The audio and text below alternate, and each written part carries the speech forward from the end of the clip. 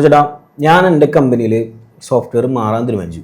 Okay, അപ്പോൾ ഇതെങ്ങനെ select ചെയ്യാം? ഇതിലേ ആദ്യം തന്നെ ഉള്ളൊരു കാര്യം എന്താണെന്നുണ്ടെങ്കിൽ, ഒരു സോഫ്റ്റ്വെയർ കമ്പനി വരുമ്പോൾ അവർ സെയിൽസിന്റെ ആൾക്കാരെ വന്നെ ഇവര് വന്നിട്ട് തള്ളു എന്ന് പറഞ്ഞു കഴിഞ്ഞാൽ അസല് തള്ളായിരിക്കും. അപ്പൊ അവര് ഒരു PPT പ്രസന്റേഷൻ കൊണ്ടുവരും. എന്നിട്ട് അതില് കുറെ കഥകൾ പറയും.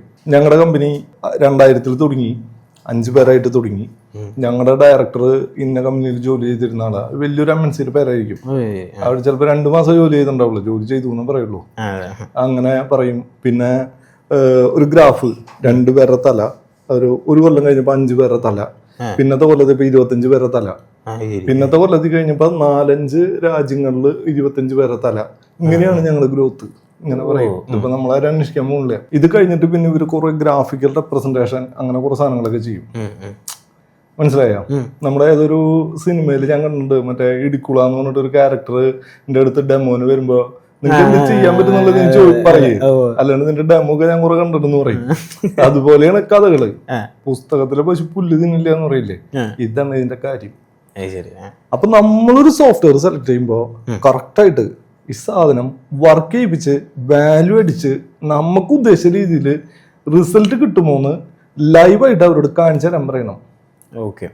രണ്ടാമത്തെ കാര്യം, ഇവരെവിടെ ചെയ്തിട്ടുണ്ടെന്ന് ചോദിക്കുക, ചെയ്തവരോട് റെഫറൻസ് ചോദിക്കുക. എങ്ങനെയാണ് അവരുടെ റിവ്യൂ, അത് കൊള്ളാവുന്നതാണോ, ഇവർ ഈ പറയുന്ന പോലെയൊക്കെ എടുത്ത് തരുന്നുണ്ടോ എന്നുള്ളതൊക്കെ നോക്കുക. ഇതെല്ലാം ചെയ്തതിന് ശേഷം മാത്രമാണ് എന്ത് ചെയ്യാൻ പാടുള്ളൂ, സെലക്ട് ചെയ്യാൻ പാടുള്ളൂ.